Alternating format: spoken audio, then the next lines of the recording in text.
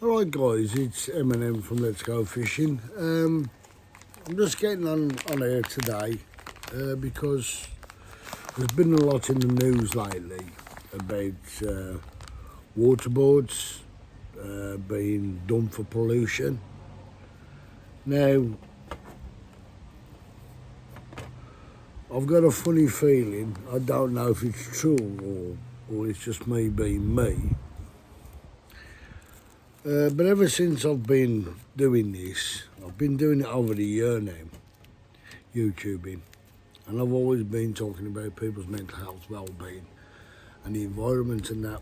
But the last couple of weeks, there's been a lot of news on the telly about these waterboards getting fined, and they've got to start cleaning up the act. And I hope, in one respect, it's because I'm not trying to blow my own trumpet here, but I hope it's somebody who's picked up on this, on my videos, thinking, hang on, this bloke's harping on a lot. It's not just me, there's millions of other people out there complaining about the water, the way it is. And I'm on about, not just on about your drinking water or your discarded water. I'm on about, well, mainly discarded water and the treatment plants where they're not doing the jobs properly and burst pipes and all that. But okay, at the end of the day, it's good that it's happening, that it started to get results. People like myself and other people who are lobbying against all these water pollution people. It's about time. To me, at the end of the day, what's going to happen now is who's going to end up paying for it. Seeing the companies, think of it carefully. Each day you hear all water costs are going up, this, that and the other, to pay for their mess, what they've done. So in the end, excuse me, I'm doing a rolling. All rollies before I go to work.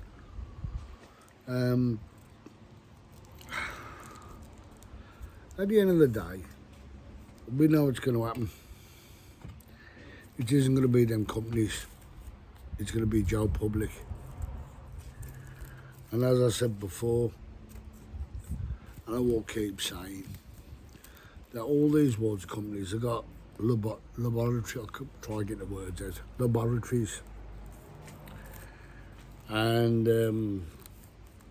surely to God, they could dilute it more so it doesn't harm the rivers or the lakes and the sea.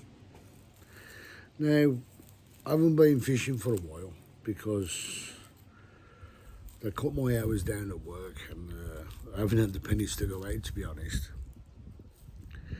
I will try and go down my local park down by me, but it's only down the road.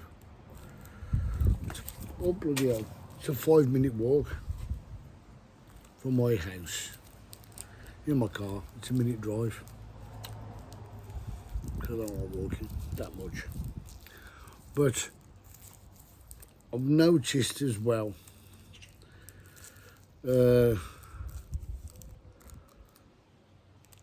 I've been talking to people about what I do at work, and there's been a lot of people saying, I heard you do this, I heard you do that. And then people told, excuse me, I just got to drop me back on the floor.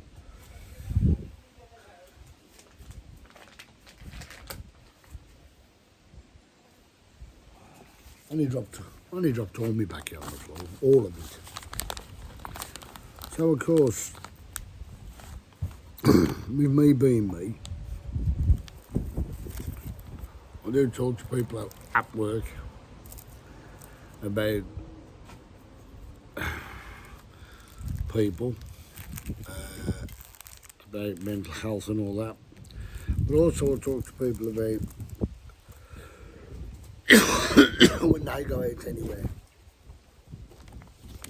in the environment.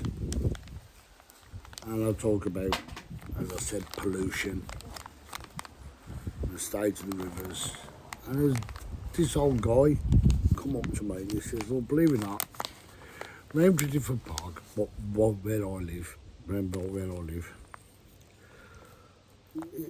I see a lot of old people in multicoloured vests, you know, high-vis vests.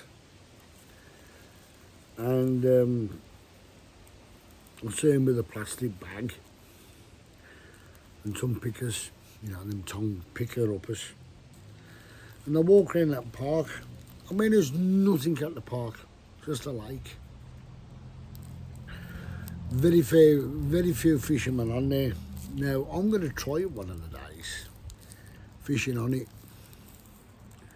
I've fished it all about 30 years ago. I fished it. And it's my local park by me. And there's one just further up the road called Swansear's Park. Now, somebody said, I don't know how true it is, I've never fished it for you. I haven't fished it for about 40 odd years. Same as Lifford Reservoir. I haven't fished that for about 30 odd years, probably longer. About 40, no, Lifford Reservoir, 40 years. And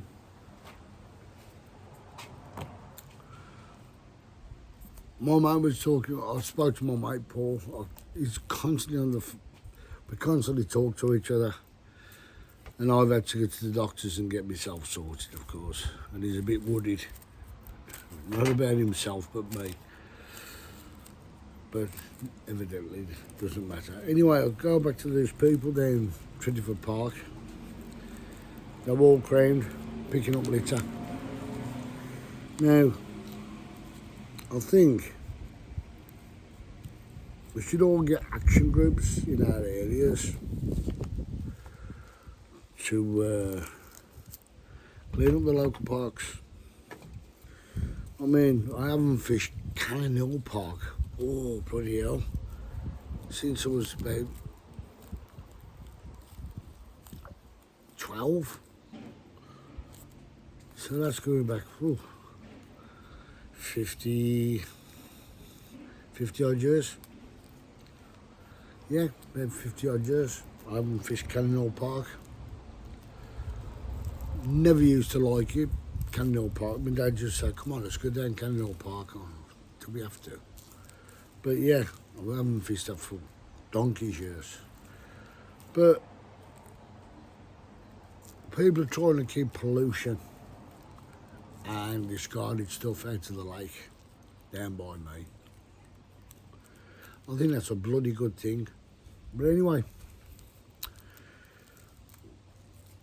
these water companies now, I think, should invest in people in their laboratories. I'm going to try and say it again. In their laboratories, so I can't pronounce it properly. To start doing the right thing, start diluting out waste that put in the rivers more. And then if they've done that, the rivers will probably start mending. Now,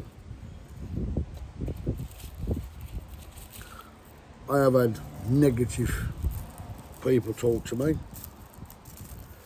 Well, you don't know what you're on about, you don't know what this. I said, okay. So you want to live in a world where nobody will try or will express their feelings about the arseholes who make a mess. I like using that word, arseholes, because that's what they are, arseholes.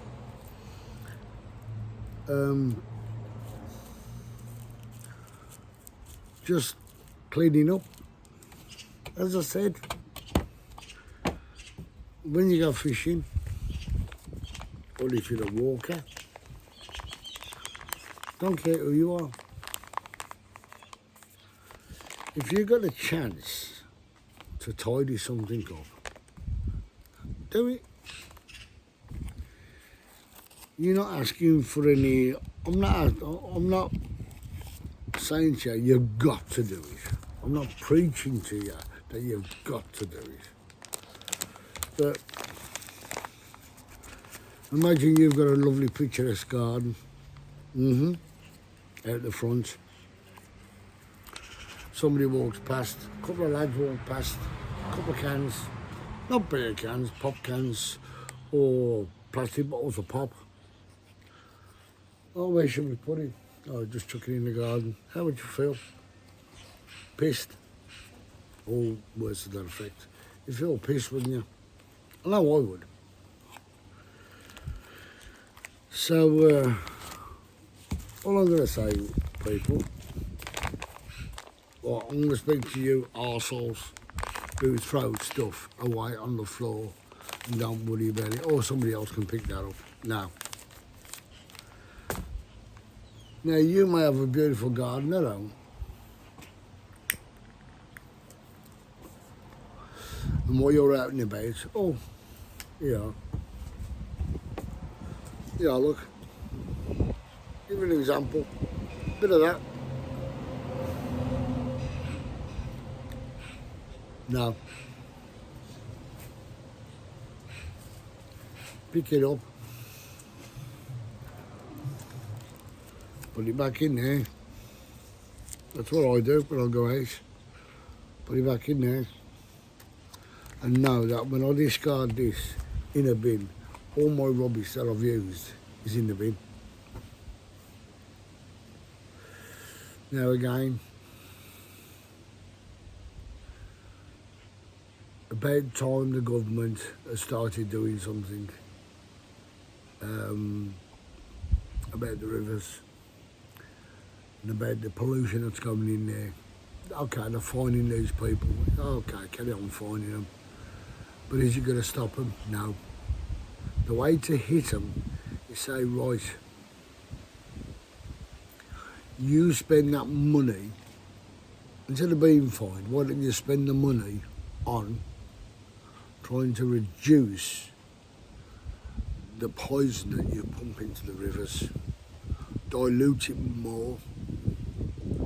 So all it needs is diluting down, I think. That's a start. But again, that's me. Simplicity things, that's the way I look at it. Anyway, guys, I'm going to cut you loose because I've got to go to work in a minute. Just thought I'd come on for a couple, maybe 13 minutes. Well, thought I'd come on for a bit and just explain what I'm seeing on the telly.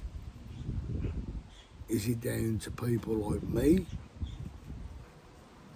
or just people in general just moaning? But I'm not moaning.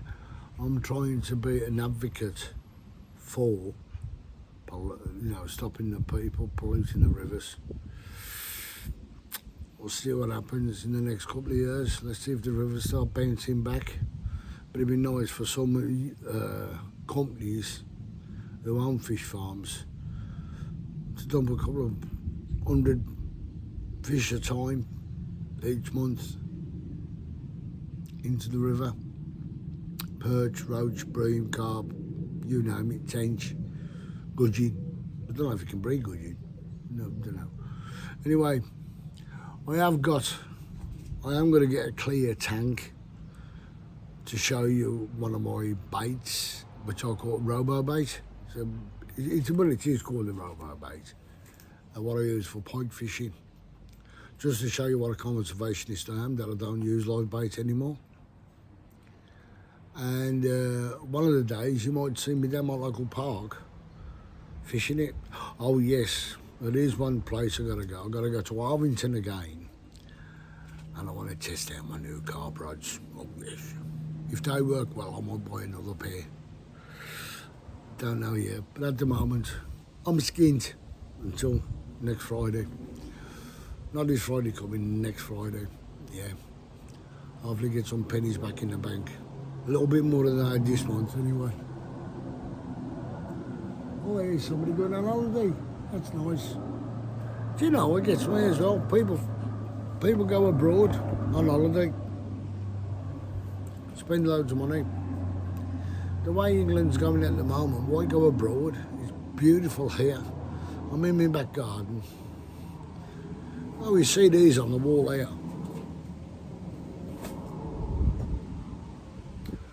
My father-in-law likes bullfighting in Spain, and these